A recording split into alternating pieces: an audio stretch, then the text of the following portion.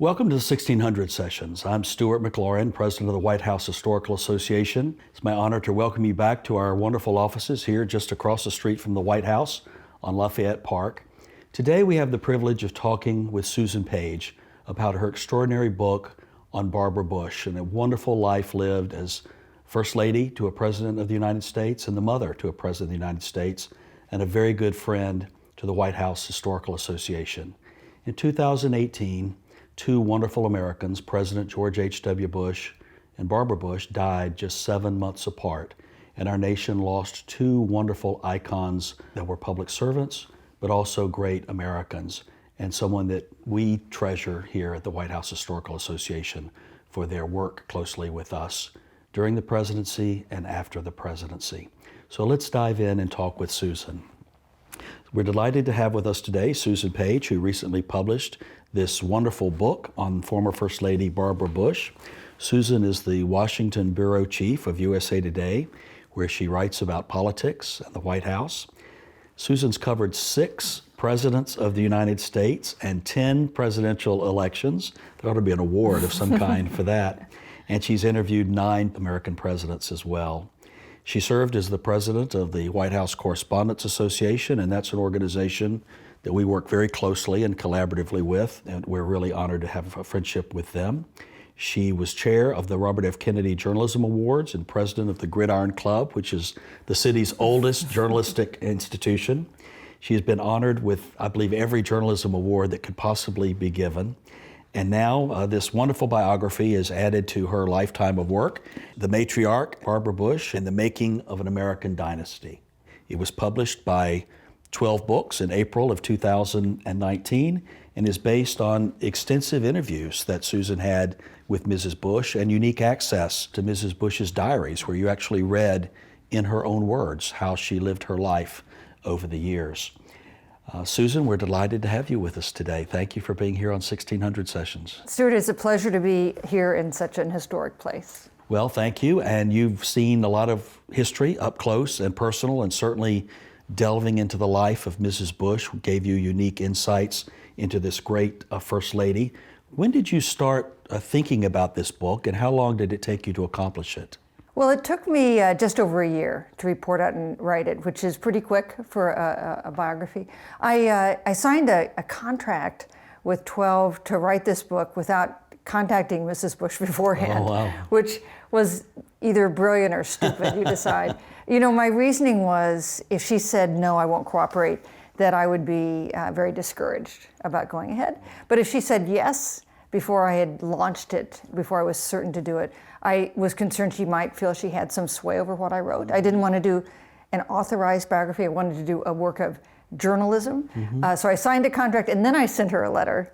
And thank goodness she responded that yes, I could come and see her. That's wonderful.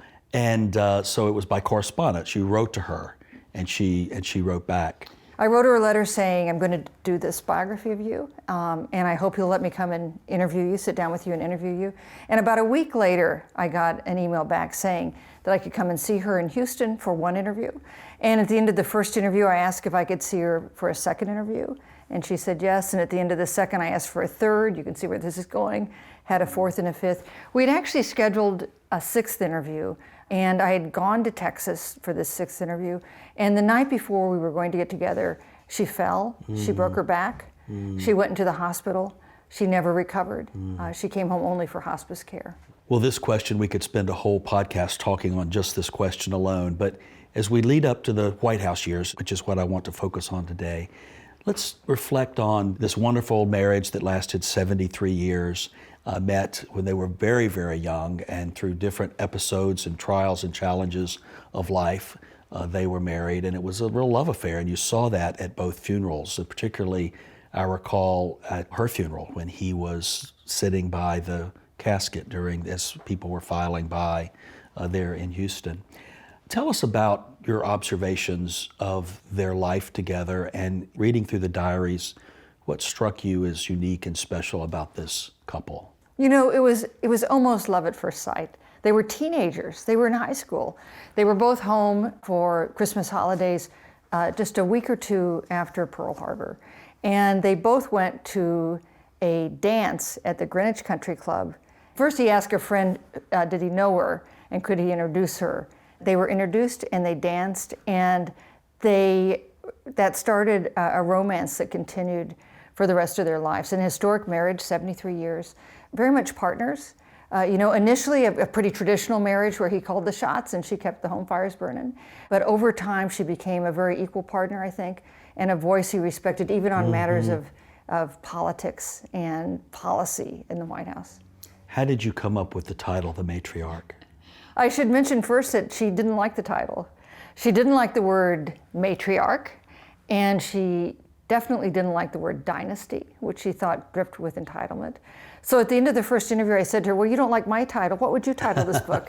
And she said, The Fat Lady Sings Again.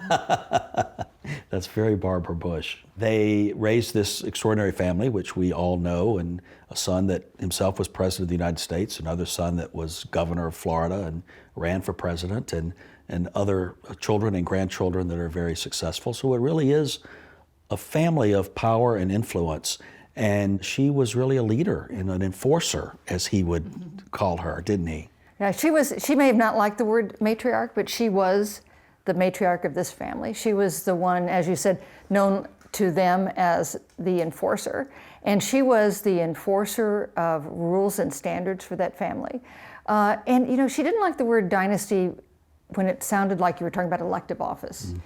But if you talked about dynasty in terms of a commitment to public service, that she did like. And one thing, I think you see her influence continuing with her children and now her grandchildren, is a tradition of public service defined broadly. I think about her namesake Barbara Bush, her granddaughter, who helped found the Global Health Corps, and another granddaughter, Lauren Bush Lauren, who helped launch a global feeding program for hungry children, or a grandson, Pierce, who left a corporate job in Texas to take over Big Brothers Sisters of Greater Texas, right. Or a grandson, Walker, who enlisted in the Marines and served in Afghanistan to no public notice, a fact that was not revealed at the time or afterwards. Lauren has actually served on our board of directors and has contributed to our work, and Pierce is a very good friend of mine, and I know from both of them how passionate they are about life and about their service and their work and giving to others. And I think in large measure that was inspired, of course, by their grandfather, but I think their grandmother had a tremendous amount to do with that. Ronald Reagan chose George Bush as his running mate after a very contentious primary battle and at that convention in 1980, and they were two very different couples. How would you characterize the chemistry between the first couple and the second couple? And what was it about that relationship that you reflect on in this book? And then how do you think that influenced the type of First Lady that Barbara Bush became? They were in some ways very much alike. They were of a similar generation. Ronald Reagan, of course, a little older than George H.W. Bush, both very ambitious men. Who were very much helped by their spouses, paid a lot of attention. Both wives were very influential with their husbands through their long careers. George Bush and Barbara Bush felt they had a very good relationship with Ronald Reagan, but they had a prickly relationship with Nancy Reagan. And I'm sure there are a lot of reasons for that. I'm sure that Nancy Reagan has her own view on why that happened. But there was one big case that shows just how fraught their relationship was. And that was the White House dinner the Reagans hosted for Prince Charles and Princess Di, which was the most glittering evening, really, of the whole Reagan administration. And Barbara Bush and George Bush were not invited to that dinner. Nancy Reagan marked their names off the guest list that the White House social secretary sent them. We actually found this guest list in the Reagan archives, and it's reproduced in the book. And when Michael Deaver, who was then the deputy White House chief of staff, called Nancy Reagan and said, "You can't not invite the vice president and his wife to this dinner," she said, "Just watch me," and they were not there. So Mrs. Bush becomes First Lady in her own right and has her own style and way of doing things, as every First Lady does. Tell us about her uniqueness in that role and her decision-making as First Lady, the causes that she continued with, the literacy cause that she advocated and championed and still is ongoing today, and how her uniqueness in life made her a unique First Lady. You know, I think one reason Americans liked her so much, and we know that Americans loved her then up to the time of her death, was because she was so down to earth, she was so authentic. She had a manner like the person you grew up next door to, not someone who had grown up with such privilege and power and ended up in the White House. And you know, she marked that really from the week of the inauguration, where she stood up at the Kennedy Center at an event in her honor and opened her designer coat to the crowd and said, "Look at the makeup, look at the hair, because you're not going to see it again." And that was very much who she was. She was less concerned about how she looked. She was very concerned about what she cared about. And I would just mention two issues she cared about a lot. She cared a lot about adult illiteracy. She made that her personal cause starting in 1980, the first time that her husband ran for the Republican nomination and ended up as the vice president on the Republican ticket. She thought it would be uncontroversial. And she also thought it would address many other social problems.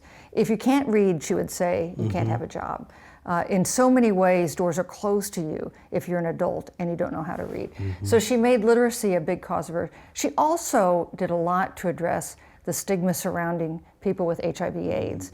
And that was, you know, I think it's easy to forget today how big that stigma was and how many challenges were faced by children and adults who had HIV/AIDS. And that was something she felt deeply about and tried to do something about when she was First Lady.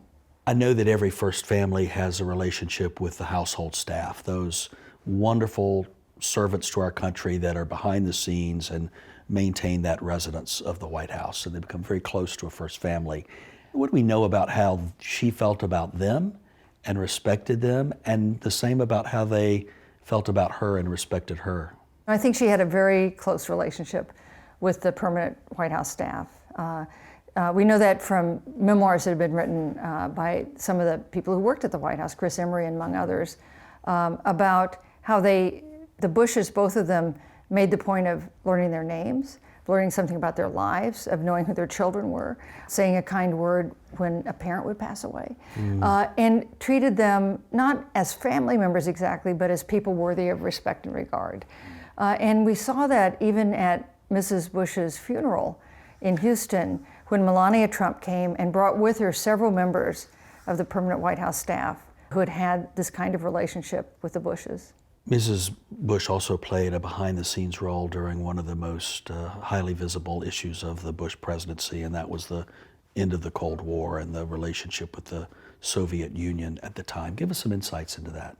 I think that she played a role, a quite deliberate role, that went completely unrecognized at the time. During the Reagan administration, Raisa Gorbachev and Nancy Reagan had a pretty frosty relationship.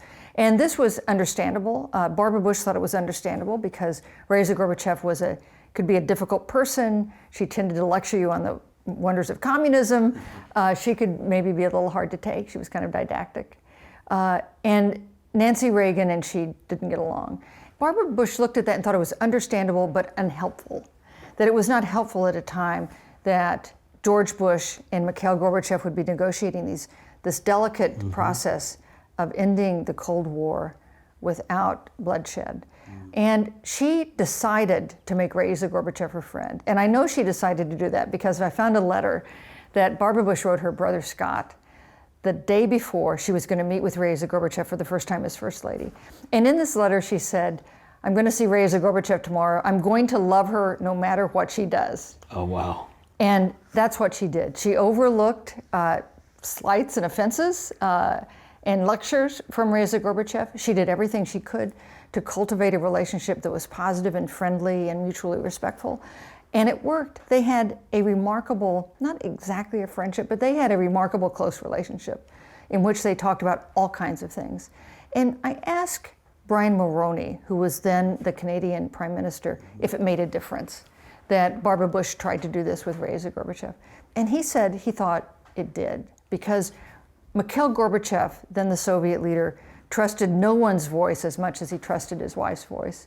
And for his wife to be saying, "I like the Bushes are trustworthy, the Americans are friendly," Brian Mulroney thought was helpful in this process of ending the Cold War. Well, there's no job description that comes for the role of First Lady, and there's no salary for the role of First Lady.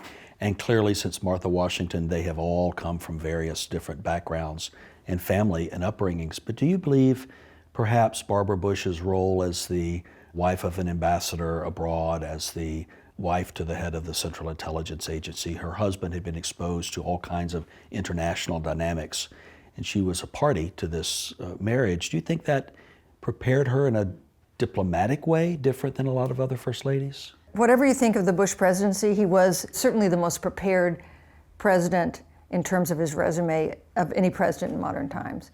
And she had been party to every step of that, from his life in the building a business, to running for Congress from Houston, to serving at the United Nations as our ambassador, to going to China as our top diplomat. Everything he learned, she was right there learning right beside him. So when it came to everything from understanding the power of the platform she had as First Lady to dealing with foreign visitors, she came to that with an enormous amount of skill and strength and background and understanding. Presidential pets are always a popular topic, and there are many, many stories throughout American history of presidents and their pets. But Barbara Bush made use of one, a real PR star in the Bush White House, and that was Millie. Tell us about the life of Mrs. Bush and Millie in the White House. So Barbara Bush did adore Millie. And in fact, there was a point where Barbara Bush had been diagnosed with Graves' disease. And then Millie was diagnosed with an autoimmune disorder as well. Not exactly Graves' disease, but a related disease. And in her diary, she expresses much more concern about Millie's health than about her own. That tells you something. Every time I interviewed Mrs. Bush in these last 6 months of her life, she would have her 2 new little dogs with her. Now these were cute dogs, but they were not nice dogs.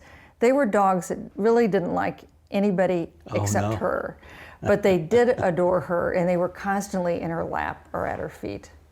Well, we saw, of course, the president's dog at his funeral. Yes. That was so touching and poignant. And so it's wonderful that presidents throughout history have had these pets that they say if you want a friend in Washington, get a dog. And I think several presidents have taken that to heart. Well, Susan, as you know, Jackie Kennedy inspired the creation of the White House Historical Association in 1961. And we've worked closely and effectively with every president and first lady since then, including the Trumps now. We have a wonderful rapport with Mrs. Trump and her team. And Barbara Bush had her own legacy and stamp on the White House during those 4 years as First Lady. And tell us about your awareness of that through conversations with her or the diary or just in general. She loved being at the White House, and she thought it was a great privilege to be at the White House. She helped, as you know, help revive the organization dedicated to preserving the White House, created the White House Endowment, made an effort to enlist previous First Ladies in a joint effort to preserve and protect the White House. No one had longer bloodlines than she did when it came to American history. She had a direct ancestor who arrived in the United States on the first voyage of the Mayflower. Also a distant cousin of Franklin Pierce, another former president. She was not a good student, but I think she was very respectful of American history and how that's reflected in that wonderful place. Well, she was very helpful to raise $25 million for our endowment, which now helps support the work that we do ongoing in the White House to keep it at the museum standard that Mrs. Kennedy established. And so we were very outspoken when Mrs. Bush passed about those specific contributions that she had made. Susan, you may know that tucked away on the south lawn of the White House by the tennis court is a children's garden that was created by Mrs. Johnson in the last month of the Johnson presidency. And what's special about this garden is it has the footprints and the handprints of presidential grandchildren. I was down there not long ago, and there are more bushes in the White House Children's Garden than any other. Tell us about what it was like perhaps to be a Bush grandchild with your grandparents in the White House. Well, you know, we talked about Barbara Bush being the enforcer. She was the enforcer even when her grandchildren visited her at the White House. Just on the inauguration day in 1989, when George Bush had just become president, you know, they had an enormous amount of family in the family quarters at the White House. And she noticed that 2 of her little granddaughters, Jenna and Barbara, were missing. And she said, well, where are the girls? And someone said, well, they're at the bowling alley, you know, the one-lane bowling Yes. alley. And they've ordered dinner there. Barbara Bush, the younger, told me that so she and her sister were there having a great time at the bowling alley and had picked up the phone to tell the White House butler they would like peanut butter and jelly sandwiches. And here comes their grandmother, Oh, no. who informed them in no uncertain words that it was not their bowling alley, it was not their house, it was not their butler, and they were never to do that again. And I'm sure that's a lesson they remember well to Yes. this day. We think a lot about first ladies in their own right, but there's overlapping relationship. There's a tradition when a new first lady is about to come into office or about to come into the White House with her husband having been elected, that a visit is made to the White House with the outgoing first lady. And of course, probably didn't have to do that much with Mrs. Reagan because they had been around as the second couple. But when the Clintons were elected and the Mrs. Clinton came to visit the White House and there was a little bit of overlap, did Mrs. Bush reflect in any way on that relationship and that transition? Well, I interviewed Hillary Clinton for the book, and she told me about this visit that she had at the White House with Mrs. Bush.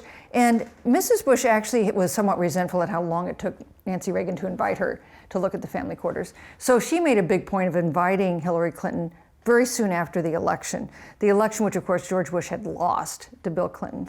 So Hillary Clinton visits the White House family quarters, and Barbara Bush says to her, "You know, we still can't believe that you won. We're still in shock. Were you as surprised as we were?" And Hillary Clinton said, "Actually, no, we weren't as surprised as you were." But they had that kind of candid back and forth that Mrs. Bush was definitely known for. Well, the fast forward to the year 2000 and a very contentious election for president with George Bush and Al Gore. And that year happened to be the 200th anniversary of the White House. And so just a week after that election, before there was a Supreme Court ruling, the Clintons hosted in the White House the 200th anniversary dinner. And there were the Clintons and the Bushes and others. Mrs. Reagan was there and others. And so you imagine the social diplomacy that had to take place between those families. But that's a very close club of people. And we see them when presidential libraries are dedicated, they come together. When there's a presidential or first lady funeral, we happen to see them there. What did you learn about Mrs. Bush and her relationships with other first ladies and how she felt about that specialness of that club? Yeah, she wrote in her diaries about how awkward that evening was. She said they had accepted it assuming that either their son would have won or lost. They would know, and either way they would go ahead and honor the White House in that way. They get there, of course, and we don't know who's won or lost. You know, she had different sorts of relationships with other first ladies. She was a good friend of Lady Bird Johnson, who was, of course, a Democrat, but was also a fellow Texan. And Lady Bird Johnson gave her some advice about being first lady that she really took to heart, about the power of the position, about how you could make a difference on things you care about. Soon after the election in 2016, she wrote Melania Trump a very warm letter that said, congratulations on winning. I thought I would be writing this letter of congratulations to Bill Clinton, which she had. She had drafted a letter, a funny letter of congratulations to Bill Clinton, who, if Hillary Clinton had won, would have been the first gentleman. Sure. She said, the White House is a wonderful place to live. She said, I'm going to give you a piece of unasked for advice.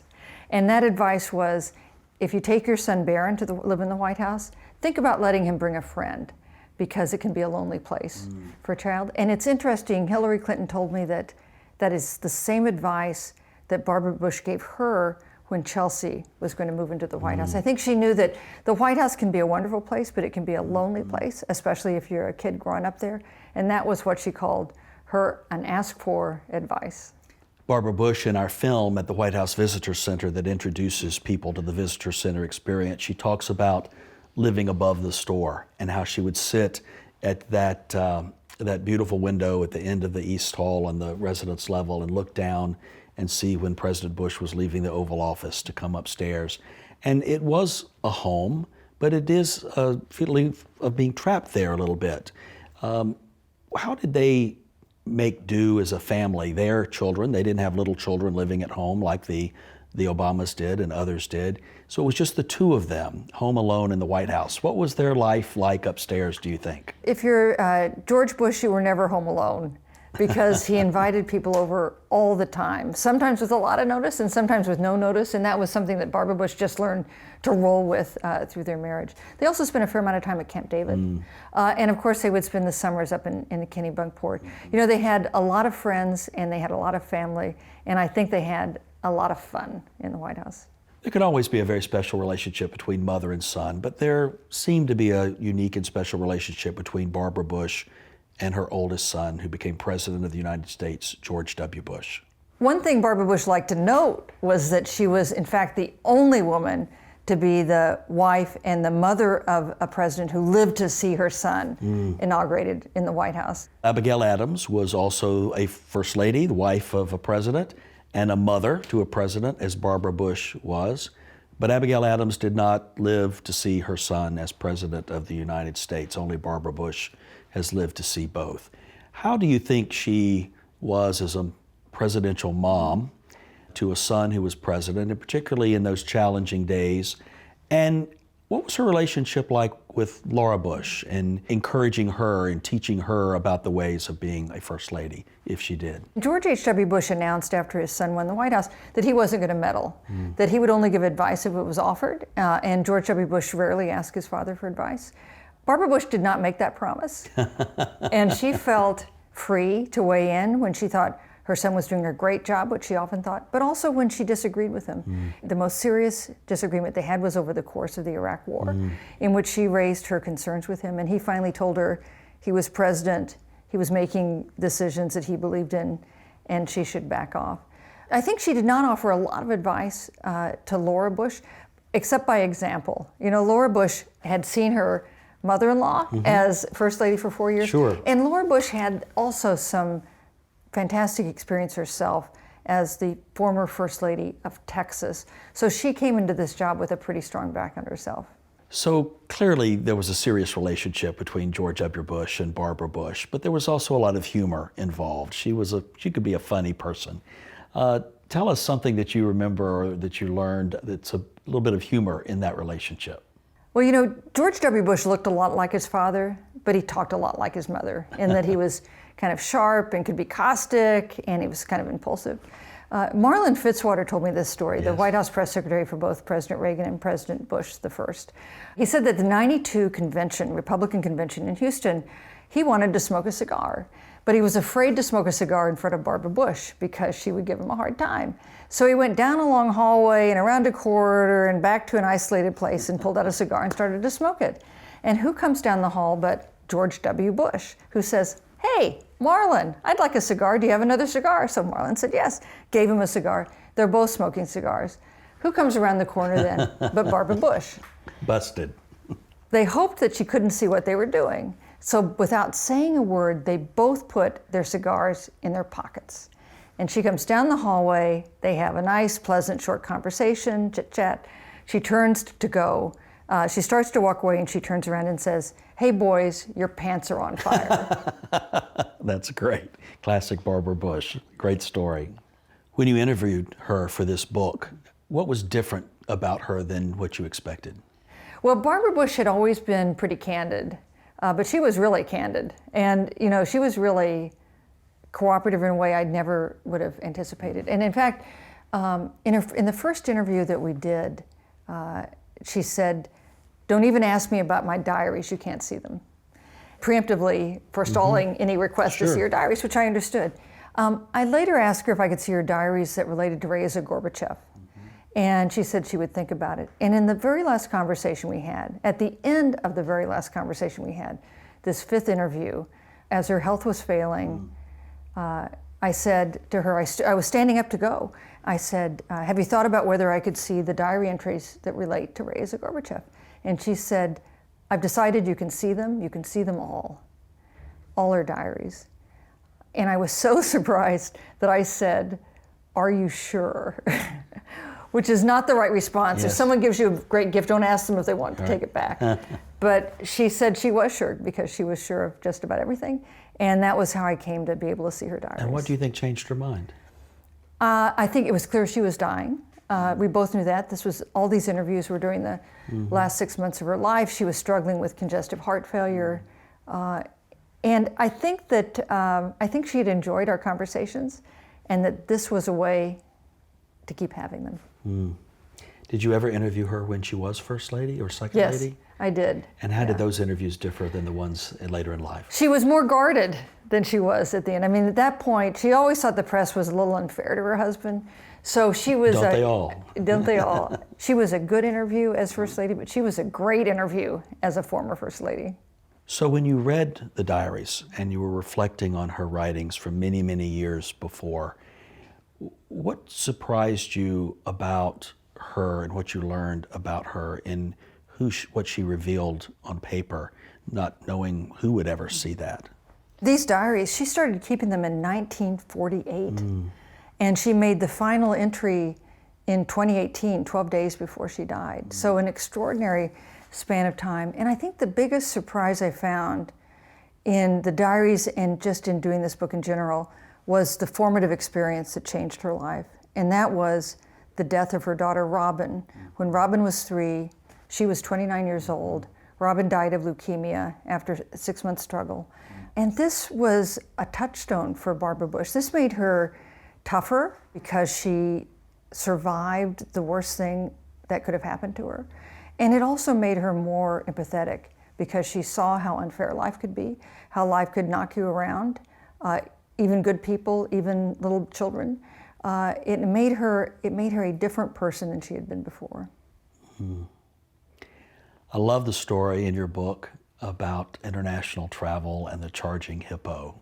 So this is after she's left the White House, and she goes with 2 of her granddaughters and with David Rubenstein, a figure familiar to the White House Historical Association. Very good friend of ours. They're going safari in Africa, and they're by a watering hole, and there's a hippo that looks like he's going to charge Barbara Bush. David Rubenstein said that the Secret Service agents were increasingly alarmed and were discussing what they would do. Should they shoot the hippo? What if the hippo actually charged Barbara Bush? The only person who seemed completely unconcerned was Barbara Bush, who did not seem to think the hippo would dare charge her. And in fact, David says, at the end of the day, the hippo retreated. That says a lot about Barbara Bush. Tell us about the pearls. How did the pearls become an iconic thing with her? And did she think about that? Was that something that she made a signature thing for herself? Well, I'll tell you what she says. She says she started wearing them, this triple strand of fake pearls, by the way, not real pearls, because they hid the wrinkles on her neck. So she said they were a kind of a form of a mask, but they became this incredible signature for her. And then I think she enjoyed wearing them. And in fact, when I covered her funeral, they carried her body 100 miles from Houston to College Station, where she was going to be buried. All along the route were hundreds of people, many of them women, wearing real and fake pearls in a kind of tribute. Well, millions of people across the country mourned her at her funeral, and every presidential funeral, every First Lady's funeral is very different. I was concerned after the Reagan funeral, and it was such a national event, and then Gerald Ford passed, and I thought, oh my goodness, what is going to happen there? But his funeral was very special and meaningful and unique to him. How do you think the country mourned Barbara Bush, and what do you think we saw in her, or that we were reminded about with her, that we may have forgotten over the years? You know, so this was a question I had even in doing this book. Here's a former First Lady. She was in the White House for a single term. She had moved out of the White House a quarter century earlier. Did people still care about her? Were they still interested? And I think that got answered by the outpouring of affection and tribute at the time of her death. And I think some of that related to particular things she had done on literacy and other issues. But I think a lot of it was just a general sense that she was a decent and honorable person who brought honor onto the White House. What about other First Ladies around the world? Not our American First Ladies, but you mentioned Raisa Gorbachev, but they obviously interacted with a lot of world leaders. How do you think she was seen by the spouses of other world leaders during the time she was First Lady? I think she was seen as very welcoming. And you know, one way she did that was to have foreign leaders and their spouses and their children visit the Bushes at Kennebunkport. You know, that was considered a very high honor to go to the president's summer retreat that had long been in his family there at Walker's Point. There was one weekend where she had foreign leaders arriving and departing on such a strict schedule that she sent her grandchildren with picnic lunches out to the beach to get them out of the way to handle the comings and goings of foreign leaders. That's great. You mentioned that what she would have preferred the title of the book to be, but what do you think she would prefer her legacy to be as First Lady? I think the thing she was proudest of were her grandchildren. I think if you ask her that question, she would say it would be these children of her children who were born into privilege, no question about that, but who have lived productive lives that give something back. I think that was what she was proudest of. Well, thank you, Susan, for spending time with us today and revealing so many special insights about Barbara Bush, this wonderful First Lady. Your book is a special read, and we love to talk with anyone that could peel back that curtain a little bit and let us know a little bit more about these wonderful men and women who serve our country. She was an iconic First Lady, and thank you for bringing her to life for us today. And Stuart, thank you for all you and your group does to preserve this American treasure. Thank you so much. Your book, The Matriarch, Barbara Bush and the Making of an American Dynasty, is available on 12 Books Press. It's a wonderful read. And Susan, look forward to talking with you again sometime. Thank you very much. Thank you.